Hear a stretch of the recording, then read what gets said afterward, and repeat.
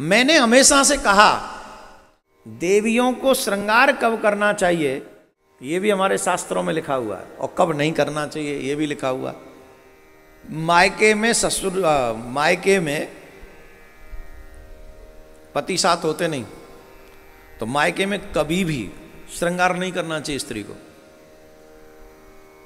क्योंकि पति तो है ही नहीं जिसको श्रृंगार देखना, जिसे हमारी सुंदरता देखनी है, वो तो है ही नहीं।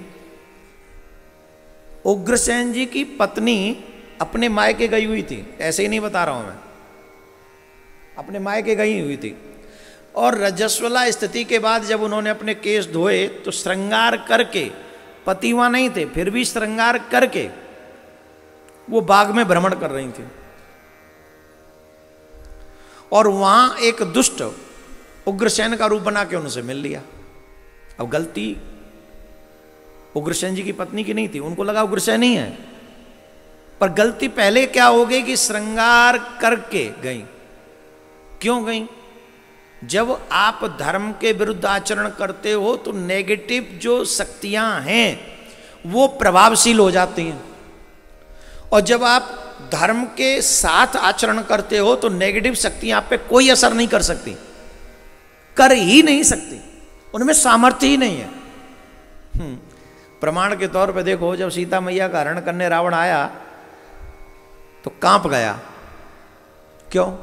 क्योंकि सत्यवादी लक्ष्मण ने रेखा खींची।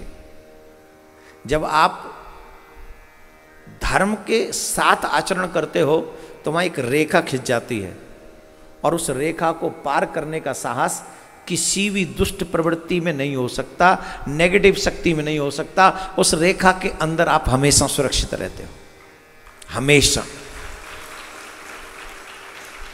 सीता जी को ही बाहर बुलाना पड़ा तब जाके सीता जी कारण हुआ। हाँ जी कि ना जी? हाँ जी कि ना जी? तो जब जब हम उस रेखा का उल्लंघन करते हैं तब तब दुष्ट प्रवृत्तियां हमारे ऊपर हावी हो जाती हैं। तो बहुत जरूरी है उस रेखा का उल्लंघन हम न करें।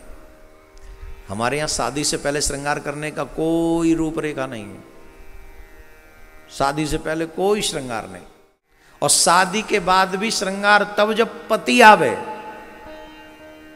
पूरे दिन पति नहीं तो पूरे दिन श्रृंगार नहीं। शाम को पति आएंगे तो शाम को ही श्रृंगार होना है, पति के आने से पहले। ये सौभाग्यवती देवियों का धर्म है। अच्छा, मैं आपको फोर्स नहीं करा कि आप ये बात माने, लेकिन ये जो शास्त्रों में हमें बताया गया वो मेरा बताने का मन था और ड्यूटी भी है, तो वो बता रहा हूं। बोलो राधे राधे।